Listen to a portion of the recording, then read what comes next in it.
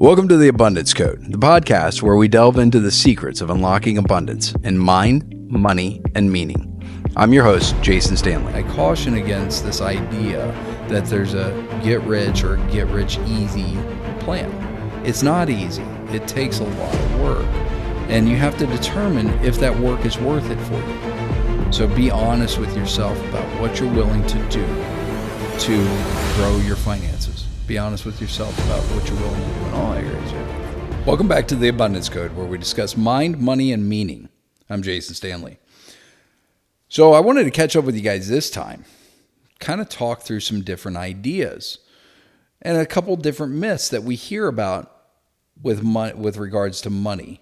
You know, multiple streams of income, passive income, that kind of stuff. And the biggest myth is this idea of passive income.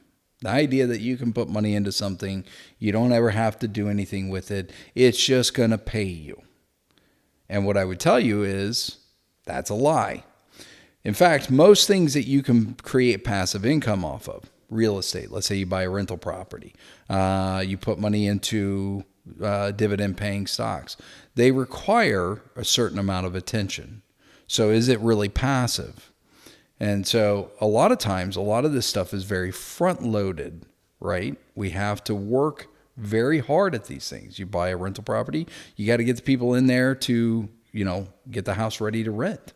You got to put out the ads to rent it out. And then you have to take care of the tenant once you're in there, right?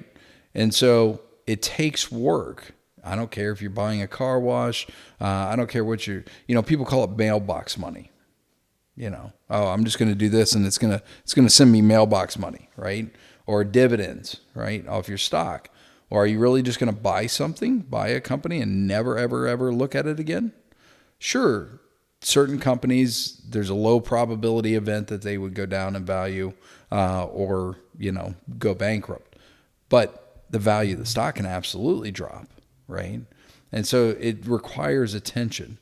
And we fall for these myths, right? We see them on Instagram all the time. We see it on YouTube all the time of how you get rich. You can sell stuff online. It's so easy. I created passive income by selling stuff online. It's super easy. If it were that easy, wouldn't everybody just do it and be successful at it?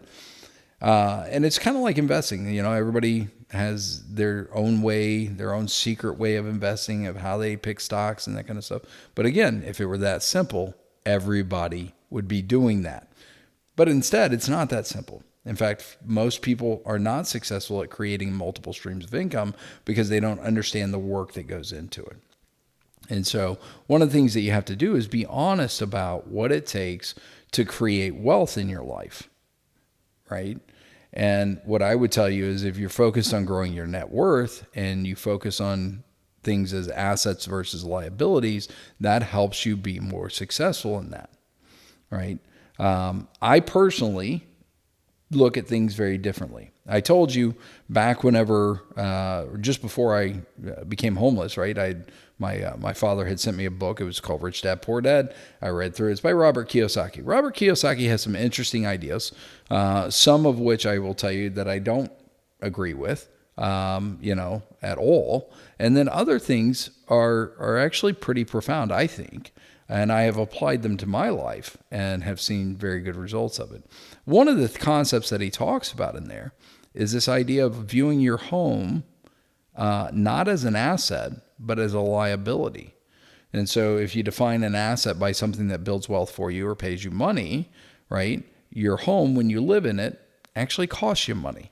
It costs money to live in your home, right? You have your house payment, you have, the upkeep, you have to change the light bulbs, you have to change the appliances, that kind of stuff. The inside of your home depreciates over time, right? So the outside appreciates, the structure itself typically appreciates. But if you look at the average on real estate over the past 75 years, I think it's only roughly about 3 to 4% appreciation rate. So it's a lot less than stock market returns. So as an investment, real estate really is not a great investment. The reason that people think it is because you have the ability to leverage, meaning you're borrowing money to manage a larger asset, potentially, right? And as you pay it down, right, your equity increases. But if you're living in the home and you're doing that, sure, it goes up in value. Sure, you're building equity as you pay down the balance of your home. But the reality is if you were to actually calculate all your expenses and that stuff, there are very few times that people come out ahead when they sell their home, right? Now, I understand there are time periods like we just recently had here in Texas where we had a sharp uptick in real estate values, right? We had a very sharp increase of appreciation on homes and real estate in this area, right? And so in that light, I know people who bought a home, lived in it for a year, sold it, and made, quite a bit of money on it. But those are rare. So when we look at long-term averages, right, we see a reversion back to a mean. And even with that time period calculated in there over the past 75 years, like I said, real estate really only returns about 3 to 4% on an average annualized basis. And so the reason I point that out is as you start to look at your financial life, you have to be honest about what the value of certain things are and how they build value for you, right? What is the average stock market return? If you look at it over the long-term trend, it's somewhere between 10 to 12% average annualized returns. Are there years that are higher than that? Absolutely. Are there years that are worse than that? Absolutely. The same thing with real estate. So everything kind of has this reversion back to a long-term average. And you always want to be cognizant of what those long-term averages are, right? So there's a lot of myths, right? The myth is if you own real estate, you're building wealth. Well, maybe. I view my personal home as a balance sheet item. So my personal home is a liability to me. My assets are the other real estate and the other stock portfolios that I maintain, right? So I own investment properties. The property that I'm sitting in right now, I own, and it's a commercial property. It's actually worth a decent amount of money and that kind of stuff. I own other investment properties and that kind of stuff. So those are assets because they're cash flowing to me, right, in some form or fashion, and they're building wealth for me. And I can leverage those now to fund my lifestyle without creating a taxable event. That's a different strategy we'll get into for a different time. But you need to be cognizant of the money myths that float around out there. This idea that they're passive income, right? So I have one property. I've had the same tenant in there for 7 years, but that property requires constant attention, right? It requires that I take care of the appliances if something breaks for that tenant. If he calls and says, something's broken, I have to go fix it. I have to pay for it, or I have to hire somebody to do it. That takes time and it takes money. So there's really nothing that you're going to do in life that's worthwhile that is truly just passive, right? Yes, you want to get your money working for you. Yes, you want to invest. Yes, you want to build net worth. Yes, you want to buy assets. But recognize that those all take work. They all take a level of commitment from you in order to be successful in them, right? So no, you're not likely going to set up an online store where you drop ship items and sell on Amazon or something like that and just set up this website and suddenly everybody's going to start buying from you. It takes a lot of attention to do that. You have to be able to do the marketing. You have to be able to do the SEO, search engine optimization and stuff for your website to get people to go to your website to buy your product, and so on and so forth, right? And so being honest about those things, right, helps you determine with what you're willing to do, right? Some people don't want to be a landlord. They just don't want the headache of having to deal with tenants, having to take care of property, and so on and so forth. Other people like it. Some people want short-term rentals, right? That takes a lot of work in of itself. You have to know how to use Airbnb and VRBO and those kinds of things. You have to know how to, adjust the pricing based on certain time periods, to get people in there. You have to be able to get a good cleaning crew and take care of the property and that kind of stuff. Otherwise, you get bad reviews. You have to deal with the person that's renting, right? And I know this because I have family that does this, with a couple different properties across the country. And it takes a lot of work. So my point is that anything worthwhile anything that you're going to put your money into that's worthwhile is going to take a level of work from you. And you have to determine what amount of work you're willing to put towards something. Because as you accumulate, whether it's assets or you accumulate stuff, right, it all adds a level of complexity to your life, right? So do you have to do it? No, you don't have to do it. If you want to build net worth, it's a good idea to consider doing those things, but a lot of people don't. A lot of people are just fine working their jobs 9 to 5, right? They put their money into their 401k, they let it grow. Of course, they're watching that stuff a little bit, right? And then they retire and they live off of a bucket of money. They don't have a lot of assets, so therefore they don't have a lot of work to take care of stuff. They don't have to pay a lot of attention to those things. So again, I would tell you that the idea of passive income is really a myth. Now, you might argue and say, okay, well, if I set this up after a period of time, I could have other people do it for me, that kind of stuff. But you're going to pay for that, right? You have to recognize how that affects the overall investment, and that type of thing. So I think looking at things number one, being honest with yourself about how things work, and recognize that being successful with your finances is really about compounding returns. It's compounding returns on your money helps your money grow, but also compounding returns of your actions. If you're diligent and you're doing things with your money that are wise and you're doing them on a regular basis, then that's going to compound and grow for you, right? And that kind of stuff. So I caution against fads. I caution against this idea that there's a get rich or get rich easy plan.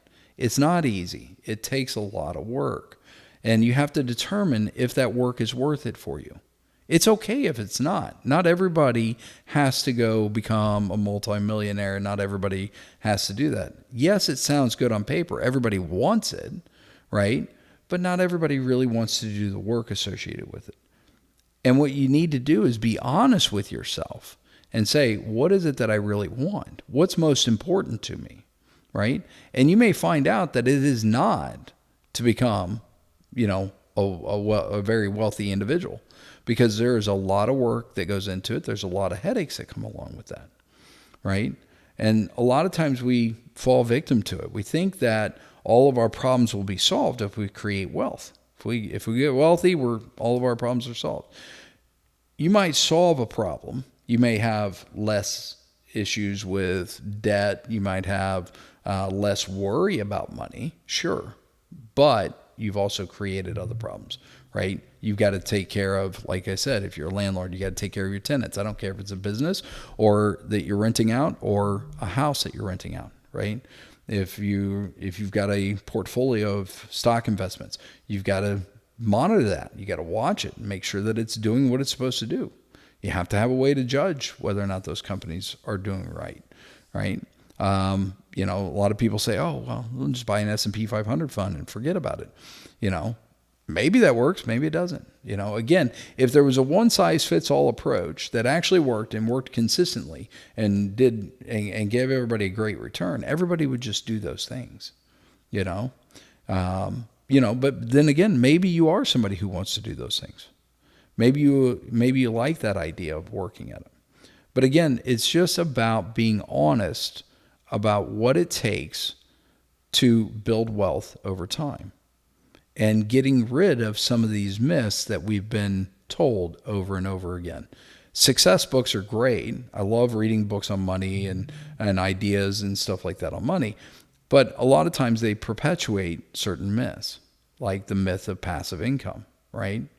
And I'll take it a step further, and you may disagree with me, and that's okay, because our belief systems are our belief systems, and they're not always based in reality. If you remember, we talked about that in one of our episodes, right? But in my opinion, home ownership and the idea that home ownership builds wealth for you is a myth, in my opinion, because your home, when you live in it, costs you money, right? And so if we're defining that asset by something that's creating wealth and creating cash flow for us, our home is not that. And so I've always viewed my home as a balance sheet item. And in that light, I'm not afraid to lease my primary residence. Now, I own other real estate, and I own it outright. They're investment properties.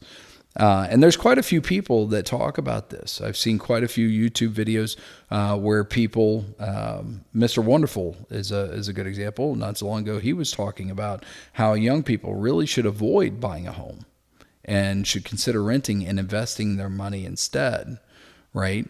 But it's so counter to everything we've been taught. People have a hard time with that. So what I would tell you is, again, be honest with yourself, right? If it's something you can do, great. If it's not, buy a home. There's nothing wrong with owning your home.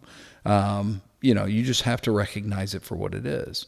And I think a lot of times we are not honest with ourselves about what we want, what's important to us, and we justify things based on kind of half-truths, right? Ultimately, everything that you're going to do with your money, anything that's worthwhile with your money, is going to take some work. There's nothing that's passive. There's nothing that you can just do.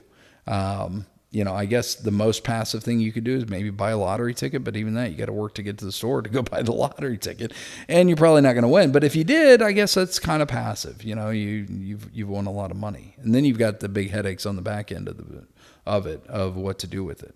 And statistics show that most lottery winners are bankrupt within about 5 to 10 years, right? It's kind of crazy when you think about it.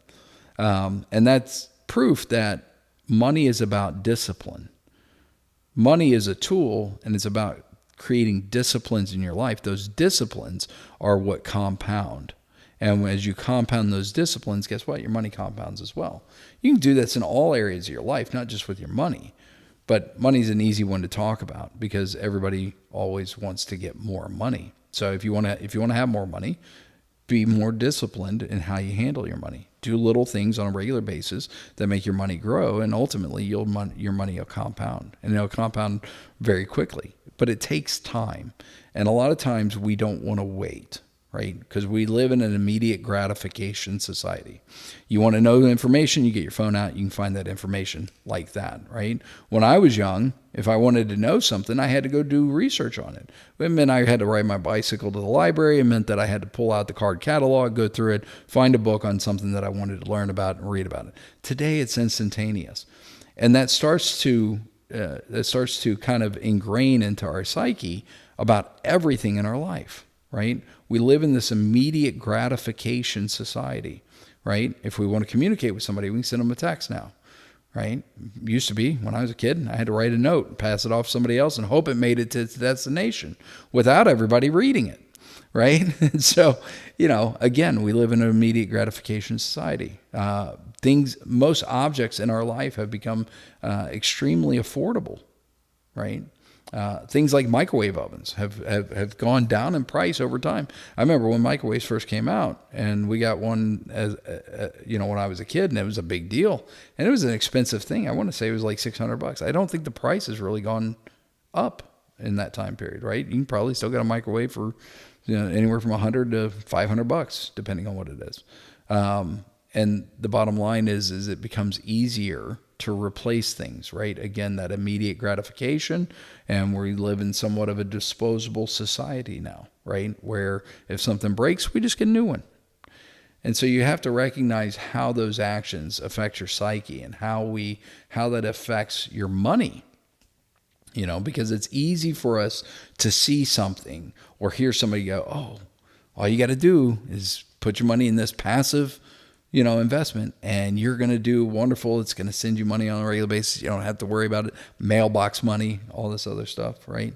I bought properties, and I have tenants that live in them. They just send me money, right? It sounds great, but there's work that goes involved, that's involved in it. We fall victim to it basically because we're programmed to fall victim to it, right? We're programmed for the disposable immediate gratification society. Everything in our life works like that. And so, it's just like weight loss. We don't want to put in the hard work at the gym, right? We want to be able to sit on our couch, and nothing wrong if you're doing it. I've done it too, right? But maybe we take a little shot instead to help lose weight because we don't really want to put in all that work. I've done it. All right. So I'm not judging. Okay. But the bottom line is that it takes work to maintain that. It takes work to be healthy. It takes work to grow your money. It takes work to grow your wealth. And when you're looking at your finances, you have to start being diligent in little things, and you have to give it time to grow and to compound. Warren Buffett's a great example. Warren Buffett really did not have the net worth he has now until after his 50s. So he was growing, he was planting all these seeds, right? And it took a long time for those seeds to grow into the tree that it is now, right? Now he's one of the richest people in the world. But he was not always like that. In fact, he accumulated most of his wealth after the age of 50. And history is wrought with those stories, right? Colonel Sanders was well into his 60s whenever he started Kentucky Fried Chicken, right? Ended up becoming a very, very wealthy individual, but he worked hard at it. Ray Kroc, when he bought McDonald's from the McDonald's brothers and built out the McDonald's franchise, was well into his 50s whenever he started that. Ended up dying a billionaire, right? Now, whether you agree with what he did or not, I'll leave that to you. But he did build an icon, an American icon that has permeated most everybody's life. It's been a part of everybody's life in this country, right? And it's a very good company. But he's well into his 50s when he did it. Paula Deen, if you remember Paula Deen and her cookbooks and all that stuff, she was a divorcee in her 40s, had never had a job. She was a stay-at-home mom. I believe that's the case, and I'm almost 100% sure that's what I understood to be the case. And she was looking for a way to, make some extra money. So she started cooking for neighbors, and that grew into this. So, but it was these people doing these things, and they were doing them regularly on a regular event. They worked very hard at it, and it created something good in their life. And that's how it goes with everything in our lives. And you have to think about things in those terms. You can't just circumvent the rules.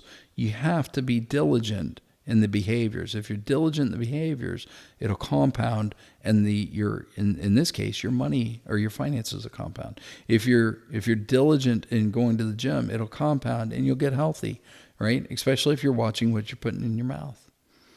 And so that's how our entire lives work. And we need to think about those things. We need to be honest with ourselves and not fall victim to false ways of thinking, not fall victim to, these things that grab our attention that tell us that we can circumvent the system, because we can't.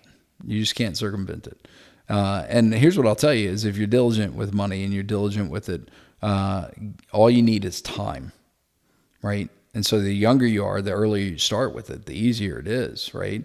It doesn't mean that you're out of time if you're older. It just means that you have to be more diligent than even a young person does. So you have to be more diligent in how you put money away, what you're doing with your money, how you're spending it, that kind of stuff. If you're diligent with it and you're disciplined with it, it'll compound. It'll compound very, very quickly.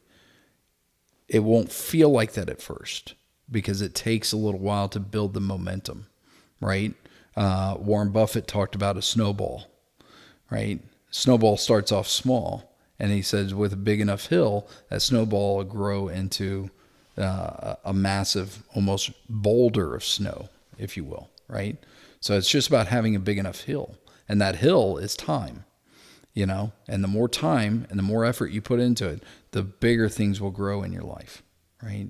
The healthier you'll be, the better your finances will be, and so on and so forth. But also, too, be honest about what you're willing to do. Be honest about the work that you're willing to put in it. And set your goals based on that, right? You maybe you write down that you want to be a multimillionaire, but you don't want to work at it. You're not going to do it. So be honest with yourself about what you're willing to do to grow your finances. Be honest with yourself about what you're willing to do and all. And there's no right or wrong answer, right? This is your life. You get to live it how you want, and that kind of stuff. But be honest with yourself, pay attention to stuff, and recognize right? Where we are being programmed to react certain ways to things, right? We're programmed to think that you have a chance at winning the lottery. Actually, you have a better chance getting struck by lightning and bitten by a shark in the same day, right? So you have a very slim chance of winning the lottery, but we're programmed to think that you have a chance, right? So people will rush out and buy lottery tickets. We're programmed to be told that our home is our asset. We should buy a home. Home ownership is the most important thing, right? It's a sign of success, all this other stuff. But is it? Are there other ways to build wealth, right? Are there better ways to build wealth? I know what my opinion is. You need to form your own. You need to have your own beliefs around these things, right? And maybe you adopt some of my opinions. It doesn't make you right or wrong. It's based on you and you alone, right? What's important to you. We're programmed to told that we need to drive certain kinds of cars. We need to have certain looks. We need to have certain styles and that kind of stuff, right? So recognize where that programming is coming in. When you start to unwind some of it, you start to gain control over the system that's actually built against you. The system is designed to keep you enslaved to it, right? I hate to tell you that, but it's the truth. This is why people end up in jobs that they hate and they can't leave, because they get in the job, they take on debt, they've got to pay their mortgage, they got to pay their cars and all that stuff, and they can't get out, right? Don't put yourself in that situation. But the reason that they're frustrated and the reason that they're depressed is because they're doing something they don't really enjoy doing or can find passion in, and they don't control anything. They don't have any control. They're being controlled by everything. But they're there because of the programming that we have been taught our entire lives. We're taught how to be consumers. We're taught how to buy stuff, on debt. We're taught to take out consumer debt, right? Learn what good debt is and what bad debt is, right? I'm not a big believer of that all debt is bad debt, right? I think that there's good debt, smart debt, and really there's bad debt, So, but understanding how they work would help you be more successful in all areas of your finances. So those are my thoughts for today. I hope you found that useful. So those are my thoughts for today. Hopefully you got some value out of it. Hopefully makes you think through some stuff. Maybe you listen to some of it and go, I don't agree with that, but I agree with this or agree with that. Again, this isn't here to change you or make you, change the way you look at the world or anything like that. It's just to get you to think about things. So think through them, look at stuff for what it really is. Nothing is passive. Nothing is truly passive that's worthwhile. It's all going to take work. Some of it's very front-loaded work. Some of it's ongoing work. You need to recognize how that works in your life, right? Be honest with it. Be honest about it. And be honest about what you really want out of life and what you really want for your finances and how much work you're willing to put towards it. So in the meantime, as I've always said, buck the status quo in order to grow. I look forward to talking to you guys again soon. Take care.